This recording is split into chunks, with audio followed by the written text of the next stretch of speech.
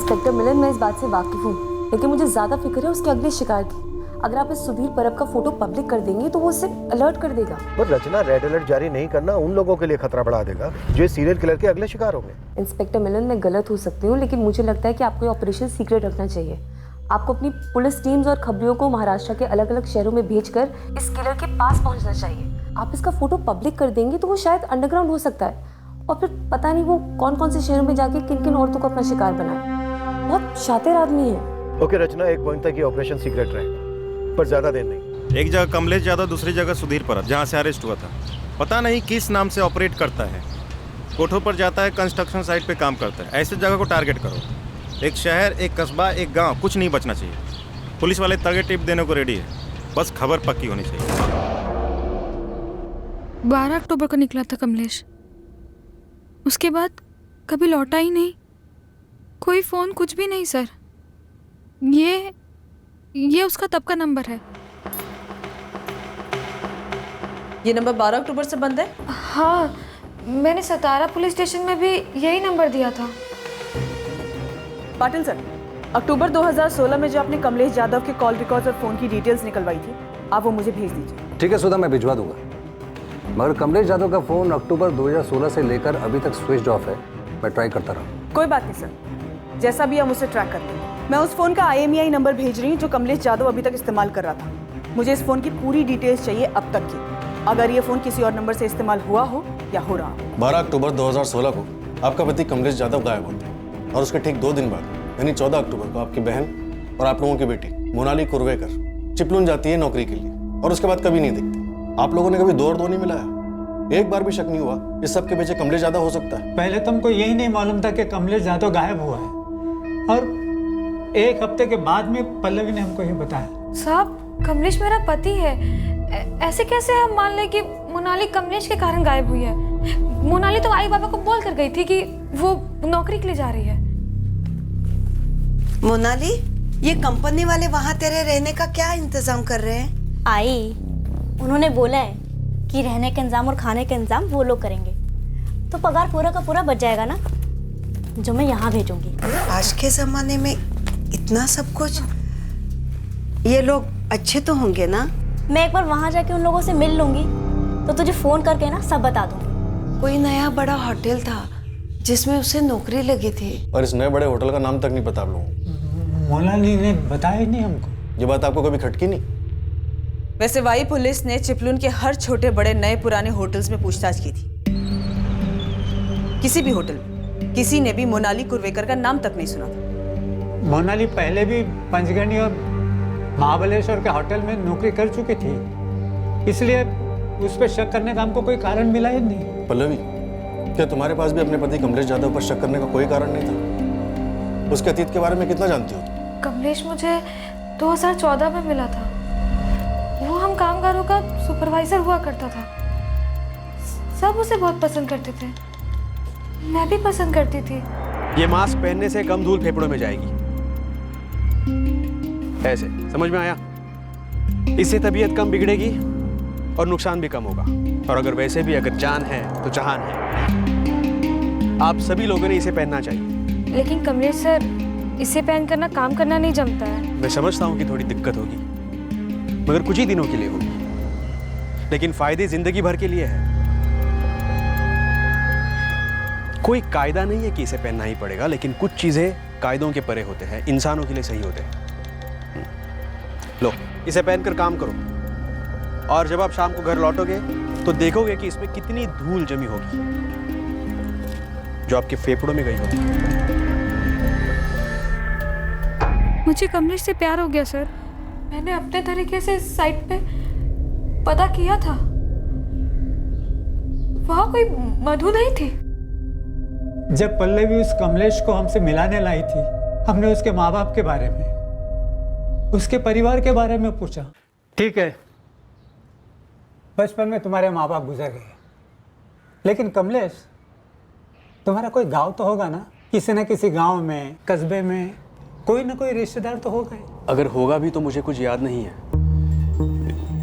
इतने साल अकेला रहा हूँ, कुछ याद ही नहीं है बचपन के बारे में। लेकिन मेरे बाबा ने मेरे लिए काफ़ी कुछ छोड़ रखा था। उसी से मैंने अपनी इंजीनियरिंग कंप्लीट की, सब खुद किया मैंने। हाँ, कुछ रिश्तेदार थे ज़रूर, लेकिन उनका रिश्ता सिर्फ पैसों से था। लेकिन मैंने किसी को भी अपने करीब नहीं आने दिया। तो तुम्हारे बाबा क्या करते थे? बिल्डर थे। काफ़ी कुछ ज़मीनें छोड़ी है मेरे लिए, पुणे में, मुंबई में। ज़मीनें हैं पुणे में, मुंबई में, इंजीनियरिंग पढ़े हो और इस सब के बावजूद कामगारों के सुपरवाइजर बने। हाँ, क्योंकि बाबा ने जो छोड़ा है वो कहीं भागा तो नहीं जा रहा है। और वैसे भी मुझे लोगों के साथ काम करना बहुत अच्छा लगता है, उनके बीच रहकर काम करना बहुत अच्छा लगता है मुझे। पल्लवी बेटा, मैं घुमा के बात नहीं करूंगा, सीधे बोलूंगा। कमलेश ये आदमी मुझे टेढ़ा लग रहा है। वो कोई टेढ़े वेढ़े आदमी नहीं है, उन्हें वाकई लोग पसंद करते हैं। आप ना कभी साइड पर आके देखो, कमलेश की लोग बहुत इज्जत करते हैं। आई, उन्हें लोग सच्ची प्यार करते हैं क्योंकि वो दिल से लोगों की मदद करते हैं। ये सब बातें अपनी जगह पल्लवी, लेकिन जो आदमी अपने खानदान का नाम तक नहीं लेता, कहता है कि रिश्तेदारों को दूर कर दिया, ये क्या बात हुई?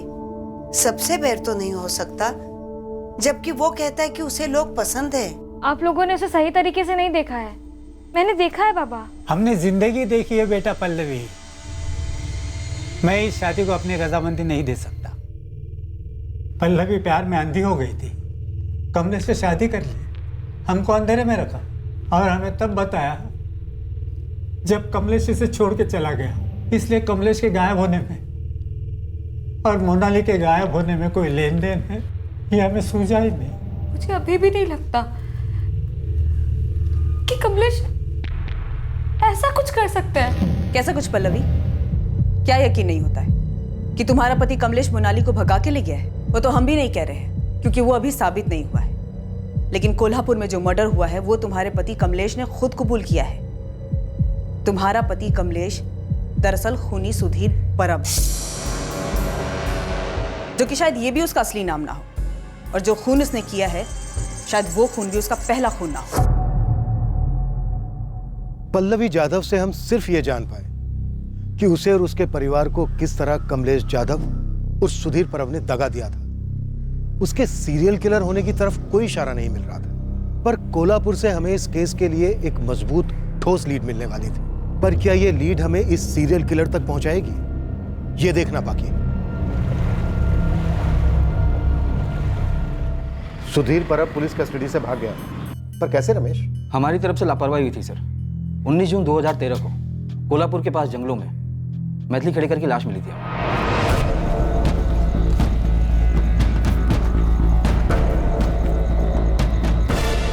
और अब जब आप अपने केस के बारे में बता रहे हैं, मुझे याद आ रहा है कि हमें मैथिली खेड़ेकर के पर्स में से एक पैन कार्ड मिला था, किसी सचिन पांडे नाम के आदमी का। कॉन्डोम पहनकर सेक्सुअल असॉल्ट हुआ था? नहीं, पर आपके ही केस की तरह मैथिली को भी बेहोशी की वही दवा पिलाई गई। मडगांव के केस में भी वही इस्तेमाल हुई रमेश, और ना जाने कितने केसेस में ऐसा हुआ होगा। जिसका पैन कार्ड मिला था मैथिली के पर्स में, उस सचिन पांडे का क्या कहना था? इससे पहले कि हम सचिन से बात करने उत्तर प्रदेश जाते हैं, लाश की पहचान हो चुकी थी। हमें पता चल गया था कि लाश मैथिली खेड़ेकर की है। कैसे? मैथिली पास ही कंस्ट्रक्शन साइट पर कामगार थी, सुधीर परब के साथ रहने लगी थी। किसी से भी पूछ लीजिए, सब लोग यही कहेंगे कि मैथिली का और लेबर सुपरवाइजर सुधीर परब का चक्कर चल रहा था। ये उसके साथ उसके घर पे रहने लगी थी। कब से? यही कोई 4-6 महीने से। ये लेबर सुपरवाइजर सुधीर परब कहाँ है? 4-5 दिन पहले नौकरी छोड़कर चला गया। उसका कोई पता नंबर कहीं लिखा है? हाँ जी बिल्कुल है ना, 2 मिनट दीजिए। मतलब सुधीर परब आसानी से हाथ लग गया? हाँ, पर अब मुझे लग रहा है कि शायद उस दौरान सुधीर ने कत्ल करना शुरू नहीं किया। शायद मैथिली उसकी पहली शिकार थी। पर उसने सचिन पांडे का पैन कार्ड तो छोड़ा था पीछे, इन्वेस्टिगेशन को भटकाने। पर उस तक जाने की बजाय सीधे सुधीर परब को उसके घर से उठाने निकल पड़े रत्नागिरी। कत्ल के बाद सुधीर अपने घर में छुपा बैठा था।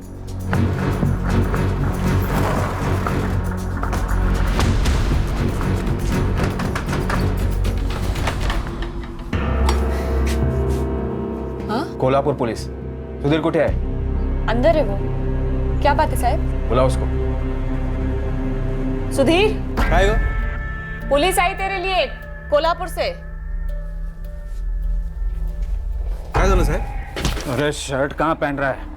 अभी तो तेरी पैंट भी उतरेगी लॉकअप में। लेकिन मैंने किया क्या है?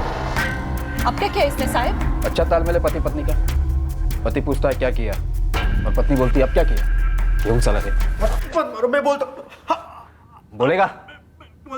बोलूंगा। उठाओ इसे।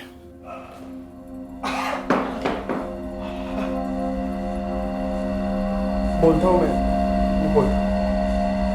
मैंने मैथिली को पहले पूरी कहानी बकेगा तू, फिर सोचेंगे मारे या ना मारे। बक गया था सर मैं।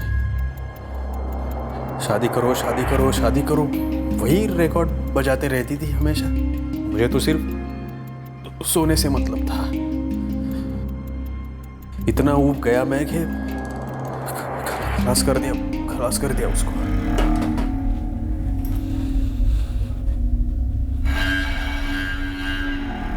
चार महीने से ऊपर हो गए, 2 हफ्ते में करने वाले थे। बोलो कब करोगे शादी? मैथिली खाना तैयार है? तुमने बताया नहीं कब करोगे शादी। पहले ये बताओ शादी कब करेंगे हम? हाथ भी नहीं लगाने देती थी मुझे। शादी करो वही रिकॉर्ड बजाते रहती थी। फिर एक दिन मैं बोला उसे, रुक आज ही करते हैं शादी। लेके गया मैं उसे तब जंगल में? हाँ।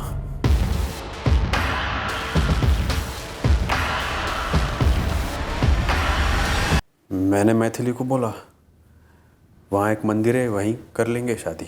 और फिर उसे पिला दिया, बेहोश कर दिया। मुझे शादी नहीं करनी थी उससे। इस दवा के बारे में कैसे पता चला तुझे?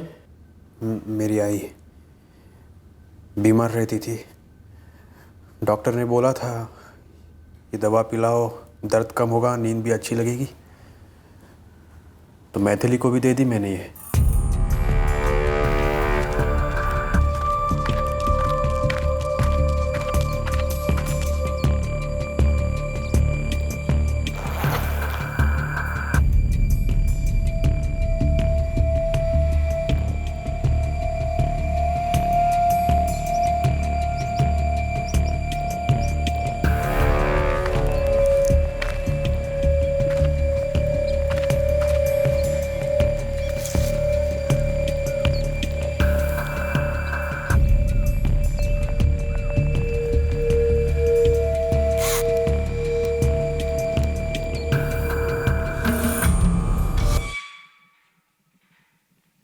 हमने चार्जशीट फाइल कर दी।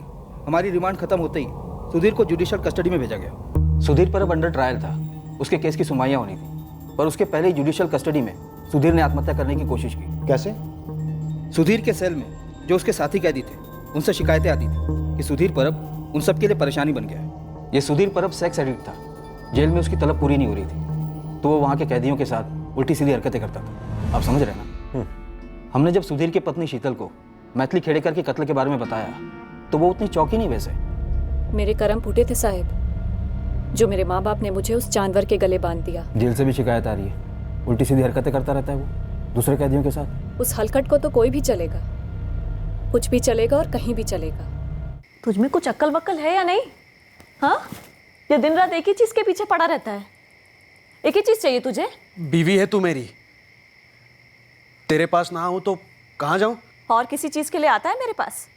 हाँ, डॉक्टर के पास ले गया मुझे एक भी बार? 2 मिनट बैठ के बात की मुझसे? घर के काम में तो हाथ बटाता नहीं है तू, दिन रात यही सब चाहिए क्या तुझे? इसीलिए शादी करके लाया? सो जा चुपचाप। मैं बता नहीं सकती साहिब क्या क्या करता था वो। एक दिन अचानक छोड़कर कोल्हापुर चला गया और फिर वापस लौट आया। क्यों लौटा? रोज औरत जो चाहिए थी उसे, और कुछ नहीं दौड़ता था उसके दिमाग में इसके अलावा। उसके बच्चे को जन्म दिया था मैंने, एक पैसा नहीं दिया उसने आज तक। पैसे मांगती तो कहता जा अपने माँ बाप से मांग। सब बच्चा छोटा था इसलिए कमा नहीं पाई मैं। और वो वहशी क्या कर रहा था? वहां कोल्हापुर में किसी और औरत के साथ सो रहा था, झूठे वादे कर रहा था शादी के, फिर उसका कत्ल कर दिया। शायद इसलिए लौटा होगा मेरे पास, कत्ल के इल्जाम से बचने के लिए, वरना वो क्यों लौटता मेरे पास? इसकी सेक्स एडिक्शन तब से थी, और शायद जेल से भागने की वजह भी वही थी।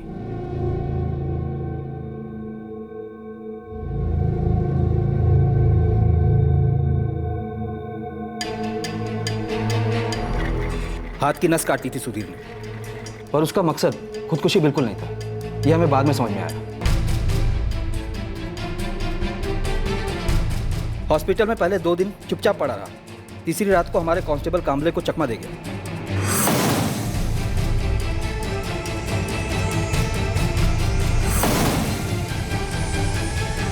कांस्टेबल कामले को बेहोश कर दिया था। हाँ, कांस्टेबल कांबले को तुरंत सस्पेंड कर दिया गया और सुधीर के लिए लुकआउट नोटिस जारी किया गया। ये सुधीर परब सतारा जाकर कमलेश यादव बन जाता है और मडगांव में पता नहीं क्या बना होगा और हमारे नासिक में क्या। पर तब हमें बिल्कुल भनक नहीं लगी कि ये आदमी सीरियल किलर बन सकता है। यही तो मार खाते हैं। ऑलरेडी एक मर्डर में फरार कातिल ऐसा जुर्म दोबारा कर सकता है, सोसाइटी के लिए कितना बड़ा खतरा बन सकता है। इस पॉसिबिलिटी को, इस गंभीरता को समझते ही नहीं। विनीत, तुम रत्नागिरी के लिए निकलो। इस सुधीर परब की पत्नी शीतल को ले आओ। अभी निकलता हूँ सर। सदा कमलेश यादव की साली मोनाली कुर्वेकर के केस पर काम कर रही है। शायद मोनाली का भी मर्डर हो गया। बिल्कुल हो सकता है। हमें जल्द से जल्द ये पता लगाना है कि ये सीरियल किलर इस वक्त कहाँ हो सकता है। मैडम, यहाँ मुंबई के कमाटीपुरा के कोठों पर भी ये कमलेश यादव उर्फ सुधीर परब बैठता था और यहाँ भी सेम नौटंकी, बार बार हाथ धोना और मधु मधु करना। पर क्या ये पता चला कि वो इस वक्त कहाँ है? कोई लीड मिली? मैडम, कंस्ट्रक्शन साइट थोक के भाव से है। मैंने अपने कई बंदों को एक एक साइट पे भेजा है। वैसे एक बात थी मैडम। हाँ बोल। पूरे चांसेस हैं कि मुंबई में भी इसने ऐसे ही रेप और मर्डर किए हों, तो एक बार इसके डिटेल्स को मुंबई के थानों में घुमवाइए। वो हम कर चुके हैं, तू अपना काम कर। हमें कोई लीड चाहिए कि वो इस वक्त कहाँ हो सकता है। आई सजेस्ट कि आप अपनी सर्च पुणे पे फोकस कीजिए। तुम उसकी सोच को ट्रैक कर रही हो? हाँ, एक हद तक। कि वो क्या सोच रहा होगा कि आप उसको कैसे ट्रैक करोगे। अगर हम उसका पैटर्न फॉलो करें तो वो कंस्ट्रक्शन साइट पे काम करता है। वो जानता है कि शायद आप उसको ढूंढ रहे हो, तो इसीलिए नासिक में मर्डर के बाद वो नासिक तो नहीं जाएगा, ना ही वो कोल्हापुर, सतारा या फिर गोवा जाएगा। चिपळूण तो वो बिल्कुल नहीं जाएगा। और नागपुर में मनोज महात्रे का वॉलेट चुराने के बाद वो नागपुर भी नहीं जाएगा। पुणे, यहाँ पर कंस्ट्रक्शन फुल स्विंग में है, इसलिए चांसेस है कि वो पुणे जा सकते हैं। गुरु खबरी को पुणे भेजो। उससे कहो कि वो वहाँ की अपनी टीम से कांटेक्ट करें। पुणे की क्राइम ब्रांच यूनिट 3 के अनुप भोसले से बात करो। पुणे की हर कंस्ट्रक्शन साइट स्कैन करो, पर चुपचाप। Okay sir.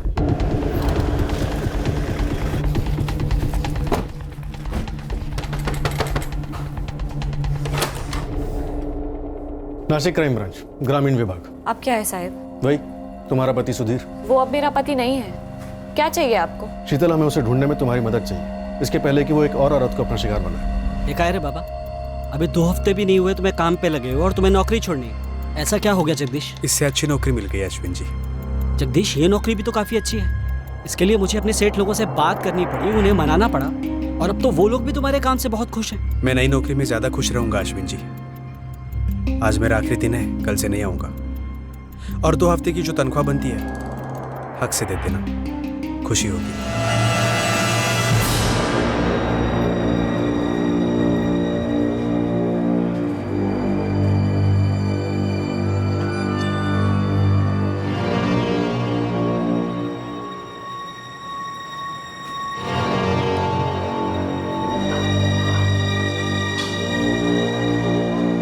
ये मोनाली कुर्वेकर चिपळूण से गायब हुई। इसकी बड़ी बहन पल्लवी से शादी की सुधीर ने, कमलेश यादव बनकर सतारा में। पहले वो गायब हुआ, उसके 2 दिन के बाद मोनाली गायब हुई। हमें शक है सुधीर ने उसके साथ कुछ किया होगा, लेकिन हमारे पास कोई ठोस सबूत नहीं है। मैं सुधीर को कभी पहचान नहीं पाई साहब। उस लीचड़ आदमी के साथ मेरा सिर्फ इतना ताल्लुक था कि मैं बदकिस्मती से उसकी पत्नी थी, और यही मेरी सबसे बड़ी गलती थी। जब पुलिस उसे पकड़ कर ले गई, उसके बाद मैं उससे कभी नहीं मिली। जब वो जेल से भाग गया, पुलिस आई थी पूछताछ करने, तब भी मैंने यही कहा था, और आज भी मैं यही कह रही हूँ साहब कि मैं सुधीर के बारे में कुछ नहीं जानती, सच में। शीतल, अगर सुधीर के बारे में कोई कुछ जानता है और बता सकता है तो वो सिर्फ तुम हो। सुधीर की माँ यहाँ रहती थी, जो 2012 में गुजर गई। उससे ज्यादा और कुछ नहीं जानती मैं। हम उसे पुणे में ढूंढ रहे हैं। वहां उसका कोई दोस्त या रिश्तेदार हो सकता है, कोई अंदाजा है तुम्हें? मैं क्या अंदाजा लगाऊं साहब? सुधीर को कभी मैं पहचान ही नहीं पाई। बस इतना जानती थी कि उस आदमी में हवस भरी पड़ी थी, लेकिन वो इतनी औरतों का खून कर देगा, ये कभी नहीं सोचा था मैंने। हाँ, भगवान से इस बात का शुक्रिया अदा करती हूँ कि उसने मुझे नहीं मार डाला। किसी मधु को जानती हो तुम? मधु? मधु? कौन मधु? मैं तो पहले दिन से बोल रहा था, इस कमलेश पर भरोसा नहीं किया जा सकता। शुक्र है पल्लवी, उसने तुझे छोड़ दिया। कहीं हमारी मोनाली उसके चुंगल में तो नहीं फंसी। पर मेरी स्टडी कहती है कि ये सिर्फ उन औरतों को मारता होगा जो इसके सामने सरेंडर नहीं करती। इसलिए इसने अपनी दूसरी पत्नी पल्लवी को नहीं मारा, जिससे इसने कमलेश यादव बनकर शादी की थी। पर इसने मैथिली खेड़ेकर को भी मार डाला, जो अपनी मर्जी से इसके साथ रह रही थी। हाँ, लेकिन शादी के लिए भी प्रेशर डाल रही थी ना। इस आदमी को किसी रिश्ते में बंधना पसंद नहीं है। मैथिली को भी किसी बहाने से, शादी के बहाने से जंगल लेकर गया होगा और फिर मार दिया होगा। ये तो वही बताएगा इन दोनों केसेस में क्या हुआ। पूरा पुणे खंगाला जा रहा है उसकी तलाश में। सब पूरे चांसेस हैं कि आपको मोनाली की लाश वाई और चिपळूण के बीच में मिलेगी। हो सकता है कि इसने मोनाली को नौकरी का झांसा दिया हो, या फिर किसी और बहाने से, मंदिर के बहाने से ये इसको वाई और चिपळूण के बीच में किसी सुनसान जगह पे ले गया हो और वहाँ मार दिया होगा।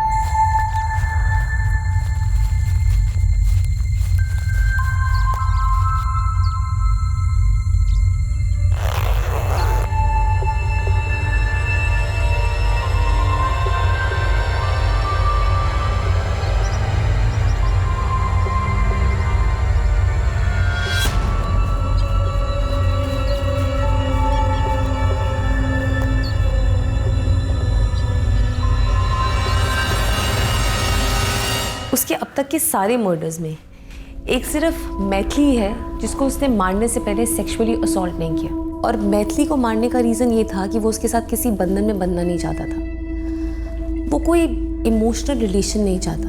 एक बार उसकी फिजिकल नीड पूरी हो जाती है, उसके बाद वो औरत उसके लिए मायने खो देती है। वो औरत को जैसे एक जीतने वाली चीज़ समझता है, और एक बार जीत हासिल हो गई उसके बाद वो आगे बढ़ना पसंद करता है, जैसे कि पल्लवी के साथ हुआ।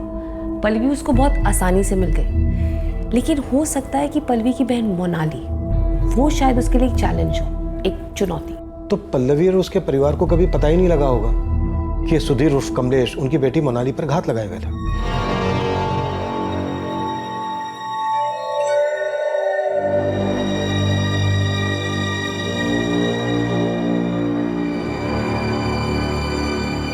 वो जिन सेक्स वर्कर्स के पास जाता है उनका कत्ल नहीं करता है, क्योंकि वो उसके लिए कोई चुनौती नहीं है। वो पैसे देकर उनको खरीद चुका होता है। जब हमने पुणे सिटी को टारगेट किया और इस हत्यारे को खोजने लगे, हमें कोई आइडिया नहीं था कि हम उसे पुणे में धर लेंगे। हम बस एक चांस ले रहे थे, क्योंकि हमारे पास कोई और विकल्प था ही नहीं। पर ये जो हमने ब्लाइंड खेला, चांस लिया, ये हमारे लिए फायदेमंद साबित हुआ। हाँ, बैठिए मैं इसके साथ। इसके बारे में जो भी पता है सब बता। बहुत खतरनाक है ये। खतरनाक नहीं तो हाँ, सनकी जरूर है, एक नंबर का सनकी। सनकी ने एक नहीं, दो नहीं, कई औरतों का मर्डर किया। क्या बात कर रहा है? हाँ। मेरे को तो ये ऐसा टाइम पास लगा था। बोलता था कभी साड़ी पहन के आओ, कभी उतार दो, कभी मधु बोल के बुलाता था, कभी हाथ धोने जाता था। एकदम अजीब था। इसका कोई मोबाइल नंबर या घर का पता? इतना किसके पास टाइम है? और कस्टमर से उसके घर का पता कौन पूछता है? तू आखिरी बार इसके साथ कब बैठी थी? 1 सप्ताह हो गया रहेगा।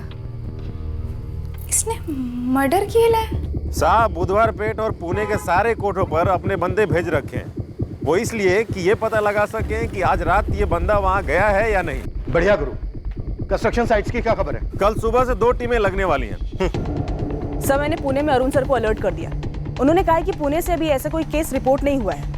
मतलब सर, वो अभी अपने अगले शिकार की तरफ टूट नहीं पड़ा है। हम उससे पहले उसे गिरफ्तार कर सकते हैं। हम भी पुणे के लिए निकलते हैं।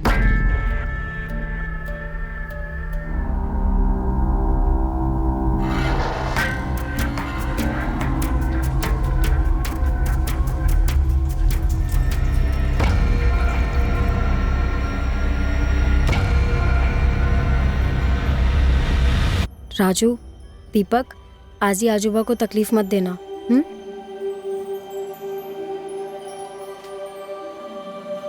पहुंच के फोन करूंगी बाबा।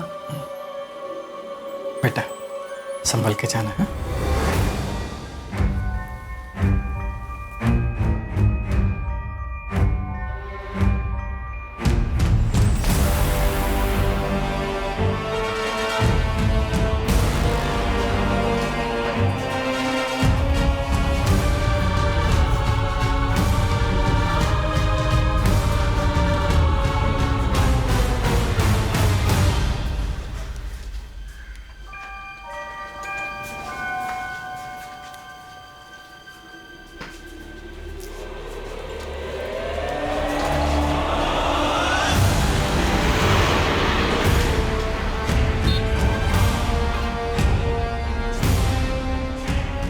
आगे ना एक मंदिर है, मेरा कब से मन कर रहा है वहाँ जाने का। माथा टेकेंगे और आगे बढ़ेंगे। रास्ते में है? हाँ हाँ, बस रास्ते में ही है, 5-10 मिनट लगेंगे। अभी तुम नई नौकरी शुरू करने जा रही हो, दर्शन तो बनता है नहीं? ठीक है।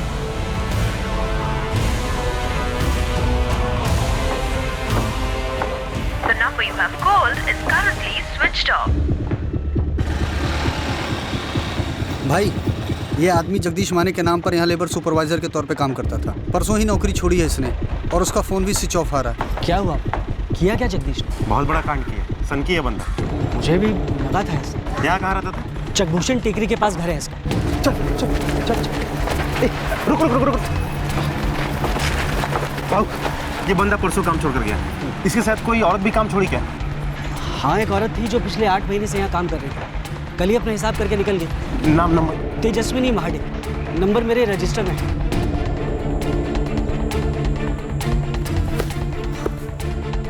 जगदीश, और कितना दूर है? बस यही है, 10 मिनट में पहुंच ही जाएंगे।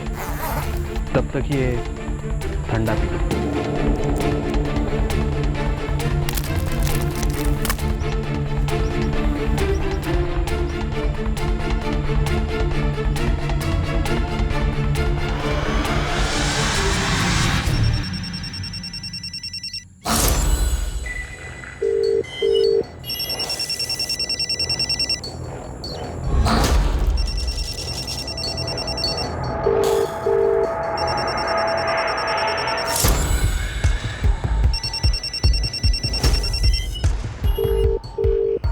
लाओ मैं देखता हूँ। ये अचानक इतनी नींद क्यों आ रही है? धूप की वजह से आ रही होगी। तेजस्विनी फोन नहीं उठा रही है। उसके घर का एड्रेस भी है मेरे पास। जल्दी अब इस तेजस्विनी का फोन स्विच ऑफ है। सर, मैं तेजस्विनी के घर ही जा रहा हूँ और 2 बंदे को खूनी के घर भेजा है। हम आधे घंटे में पुणे पहुंच रहे हैं। तुम जल्द से जल्द तेजस्विनी के घर पहुंचो। तुरंत मुझसे कांटेक्ट करो। तेजस्विनी यही रहती है? हाँ, क्यों? बुलाई जरा। वो घर पर नहीं है, वो आज सुबह सोलापुर काम के लिए गई है। इसके साथ गई? नहीं, हम तो नहीं जानते इसको। हाँ, तेजस्विनी कह रही थी उसका कोई सुपरवाइजर है जगदीश माने करके, उसने एक अच्छी नौकरी दिलवाई है उसे। तेजस्विनी का और भी कोई नंबर जो अभी है उसके अलावा कोई नंबर? नहीं, उसका एक ही नंबर है। पर आप लोग हो कौन और तेजस्विनी के बारे में इतना पूछ रहे हो? मेरी बेटी ठीक तो है ना? माँ जी, आपकी बेटी खतरे में हो सकती है। उसकी अगर कोई भी फोटो है तो जल्दी दीजिए तुरंत। खतरे में? किस खतरे में है मेरी बेटी? सर, देर हो गई। सनकी तेजस्विनी को लेकर सोलापुर निकल गया। कैसे निकली? तेजस्विनी की माँ बता रही थी बस से।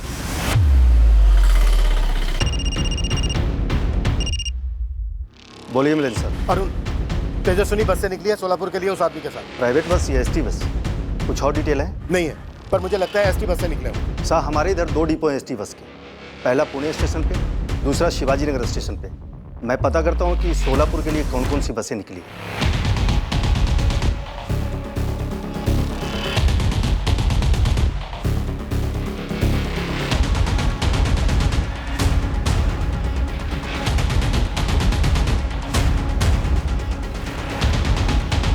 इस वक्त हमारा मुकाबला समय से था और हम काफी पीछे चल रहे थे। हमारा मुजरिम हमसे जितने करीब था उतना ही दूर भी था।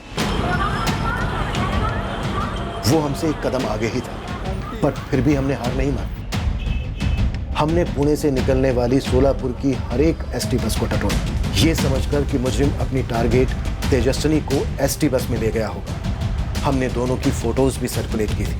हम पुणे सोलापुर के रास्ते पर हर पेट्रोलिंग टीम के टच में थे। हर गुजरने वाली बस को रोका जा रहा था, एसटी, प्राइवेट, सभी। सोलापुर पुलिस पे फुल रेड अलर्ट है। उधर आने वाली सभी बसों की तलाशी ले रहे हैं। इनकेस हमसे कोई बस मिस हो। मुझे डर है कि कहीं देर ना हो गई। हमारे खोज शुरू करने से पहले कहीं वो उतर ना गया। कत्ल की लोकेशन ज्यादातर सुनसान इलाके रहे हैं, जिनका मुआयना वो पहले ही करा था। फिर भी लगे रहते हैं। कम से कम हमें इतना तो मालूम है कि वो इन 2 शहरों के बीच में है। हम उस सनकी को पकड़ लेंगे सर। उम्मीद यही है कि वो तेजस्विनी के साथ कुछ करे, उसके पहले ही हम उसे धर लें। दिन के आखिर में कई बसों की स्कैनिंग के बाद आखिरकार हमें हमारी मंजिल नजर आने लगी। तीर निशाने पर लगने को।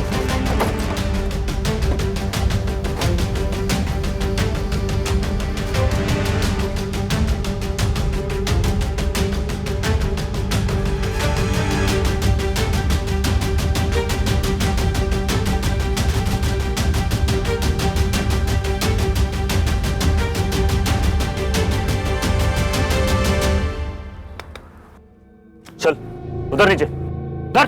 हमने हमारे संदिग्ध सुधीर परब उर्फ जगदीश माने को धर लिया था और तेजस्विनी उसके साथ नहीं थी। सर बार बार पूछा पर कुछ नहीं बोला। सर जबान पे ताला लगा है। तोड़े ताला सर। अभी तक तेजस्विनी का पता नहीं चला। अभी नहीं। इंस्पेक्टर, मैं सजेस्ट करूंगी कि आप सुधीर पर 3rd डिग्री इस्तेमाल ना करें। इतने मर्डर किए उसने, उसके दिमाग में पता नहीं क्या कुछ चल रहा होगा और हो सकता है कि अगर आप उस पर 3rd डिग्री इस्तेमाल करेंगे तो वो एकदम खामोश हो जाए। हमने उसकी दोनों पत्नियों को भी बुलाया, शीतल और पल्लवी। वो उन्हें भी कोई रिस्पॉन्स नहीं दे रहा है। शायद वो इससे रिस्पॉन्ड नहीं करेगा। इंस्पेक्टर, आप मेरे वहाँ आने तक का वेट कर सकते हैं, मैं उससे बात करूँगी। ओके, लेकिन जल्दी आना।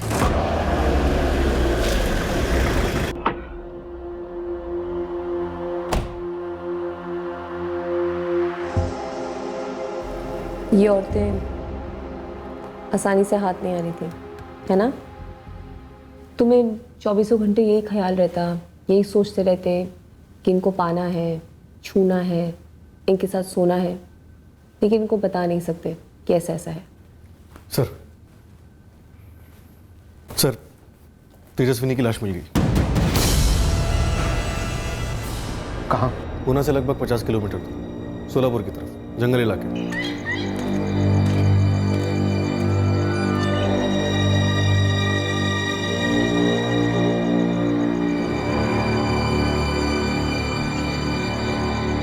बिल्कुल उसी कंडीशन में मिली है लाश और तेजस्विनी के पर्स से मुंबई के किसी हरीश जागीरदार के नाम का ड्राइविंग लाइसेंस भी मिला है। मुंबई आरटीओ से इशू किया हुआ। लाश को पोस्टमार्टम के लिए भेज दिया गया सर। उनके हाथ भी वही फाइंडिंग्स लगेगी जो पहले के केसेस में मिली। तेजस्विनी की लाश मिली। लेट हो गया। काफी। पता करना होगा इससे कि नासिक और मडगांव की वो दोनों औरतें कौन थी। बोलेगा, ये जरूर बोलेगा। सुधीर, एक खबर है तुम्हारे लिए। मधु आई है तुमसे मिलने।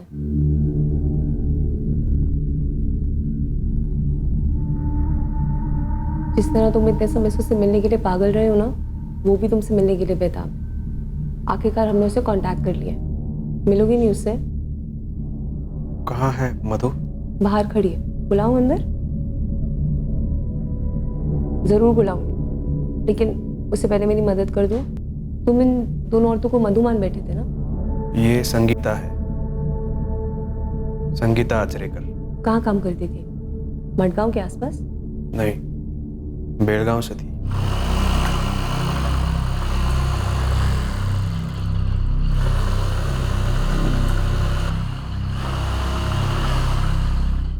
इस संगीता को तुम बेलगांव से मडगांव लेके आए थे किसी नौकरी के बहाने? मडगांव नहीं, पणजी। और फिर वहां तुमने कृष्ण मंदिर में माथा टेकने का बहाना बनाया। तुम वहां पहले भी गए हो? हाँ।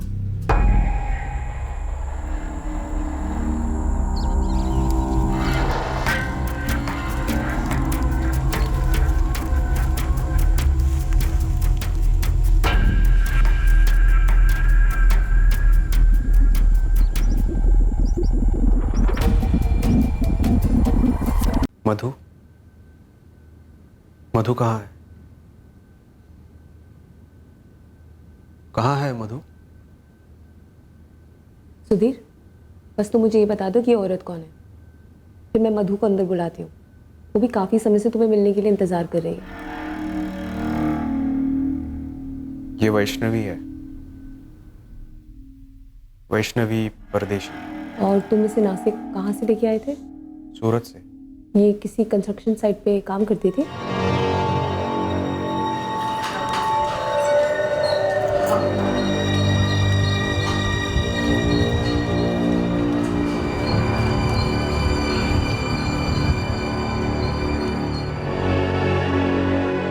अब मधु मधु को यहाँ बुलाओ। बस एक और सवाल, हमारी दूसरी बीवी पल्लवी, उसकी छोटी बहन मोनाली, उसको क्यों मार डाला? लाश का है। हमने वाई और चिपलिन के बीच का चपा चपा छाना, लेकिन लाश नहीं मिली।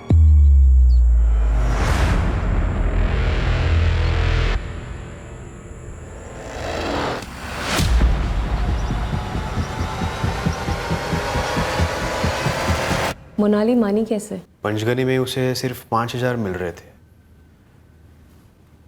मैं बोला चिपलुन में 12,000 मिलेंगे, रहने खाने का अलग से। कहाँ मारा उसे? महाड़ के पास। तुम उन जगहों को पहले वीडियो में उतारते थे, वीडियो रिकॉर्डिंग करते थे। कारण क्या था उन्हें मारने का? क्या दुश्मनी थी उन औरतों के साथ? मधु कहाँ है? क्या तुम इन औरतों को पहले अप्रोच करते थे और ये तुम्हारे साथ सोने से मना कर देती थी, इसलिए तुम इनकी ड्रिंक में बेहोशी की दवाई मिलाते थे, कॉन्डोम यूज़ करते थे और इनके साथ सेक्स करते थे और फिर इनका कत्ल कर देते थे? सुधीर, तेजस्विनी को मारने के लिए तुमने इसको इस्तेमाल किया, बाकी सबके मर्डर्स के लिए भी तुमने चाकू का इस्तेमाल किया। तुम लोगों की आइडेंटिटीज बड़ी चालाकी से चुराते, काफी शातिर प्लानिंग रहती होगी, नहीं? मधु कहाँ है? ये आदमी मानसिक रूप से प्रभावित जरूर है, पर ऐसा लगता नहीं कि इसको कोई गंभीर मानसिक बीमारी है। ये आदमी विकृत है। इसका दिमाग स्टडी करने के लिए इससे डिटेल में बातचीत करनी होगी। हमें जो चाहिए था वो मिल गया है, केस सोल्व हो गया। अब हम चार्जशीट फाइल कर सकते हैं। संगीता आचरेकर और वैष्णवी परदेसी, इन दोनों की फैमिली को ट्रेस करना होगा। रचना, इस हत्यारे को स्टडी करने का तुम्हें काफी वक्त मिलेगा। अब हम इसे फरार नहीं होने देंगे। एंड आई होप इंस्पेक्टर, अगर फ्यूचर में ऐसा कोई केस आए तो स्टडी को काम में लाया जाएगा। पल्लवी को गहरा सदमा बैठा उसके पति की हकीकत जानकर। उसका परिवार हक्का बक्का रह गया ये जानकर कि उनकी दूसरी बेटी इसी आदमी के हाथों मारी गई थी। तेजस्विनी का परिवार तहस नहस हो गया ये जानकर कि तेजस्विनी को धोखे से ले जाया गया और फिर कत्ल कर दिया गया। महाड़ पुलिस से कांटेक्ट करने पर पता चला कि मोनाली कुर्वेकर की लाश उन्हें पास ही के जंगलों में मिली थी। शिनाख्त ना होने पर उसे लावारिस मानकर उसका क्रियाकर्म कर दिया गया था। संगीता आचरेकर और वैष्णवी परदेसी के परिवारों से कांटेक्ट किया गया। पता चला दोनों तलाकशुदा थी और अकेली रहती थी। दोनों के परिवार वालों ने औपचारिक तौर पर इंक्वायरी की थी उनके काम की जगह पर उसके बाद उन्हें एक तरीके से भुला ही दिया था।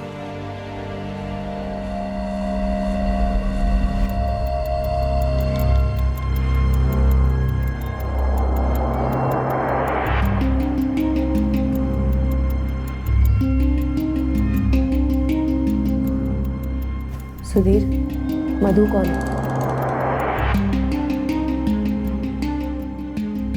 हमें अब तक नहीं मालूम मधु कौन है, जिसके बारे में विजय बार बार जिक्र करता रहता है। संगीता आचरेकर के लिए वो पीटर गोम्स, पल्लवी और उसके परिवार के लिए वो कमलेश जाधव बने, सूरत की वैष्णवी परदेसी के लिए वो विजय शिंदे था, तेजस्विनी उसे जगदीश माने के नाम से जानती थी, शीतल और मैथिली खेड़ेकर के लिए वो सुधीर परब था। साइकेट्रिक एग्जामिनेशन के बाद डॉक्टर्स इस नतीजे पर पहुंचे कि इस आदमी को कोई मनोवैज्ञानिक बीमारी नहीं थी। ये मानसिक रूप से काफी सक्षम था अपने गुनाहों को प्लान कर अंजाम देने के लिए। पता चला ये केवल ओवरसेक्स्ड यानी अति कामुक इंसान है। जो औरतें इसकी पहल को ठुकराती या इस पर किसी तरह का दबाव डालती या जिन पर यह काबू नहीं कर पाता तो ये उनका और कत्ल कर देता। और चूंकि एक बारी उसकी मॉडस ऑपरेंडी काम कर गई थी, वो बार बार यही भयंकर जुर्म दोहराता रहा। ब्रोकन विंडो थ्योरी, कभी भी किसी केस को अनसुलझा या अधूरा नहीं छोड़ना चाहिए। सुधीर परब का हॉस्पिटल से फरार होना छोटी बात नहीं थी। उसका इस कदर पीछा होना चाहिए था कि वो अपने अगले शिकार संगीता आचरेकर तक पहुंचने से पहले ही गिरफ्तार होता। संगीता का केस अनसुलझा रहा, मोनाली का केस अनसुलझा रहा, कमलेश जाधव का गायब होना भी पूरे जोश के साथ इन्वेस्टिगेट किया जाना चाहिए था। शायद वैष्णवी परदेसी का केस होता ही नहीं, तेजस्विनी का केस तो होना ही नहीं चाहिए था। अब हम पूरी ताकत से लड़ेंगे सुधीर परब को कड़ी से कड़ी सजा दिलवाने के लिए। फिर मिलेंगे अगले हफ्ते क्राइम पेट्रोल सतर्क में। जय हिंद।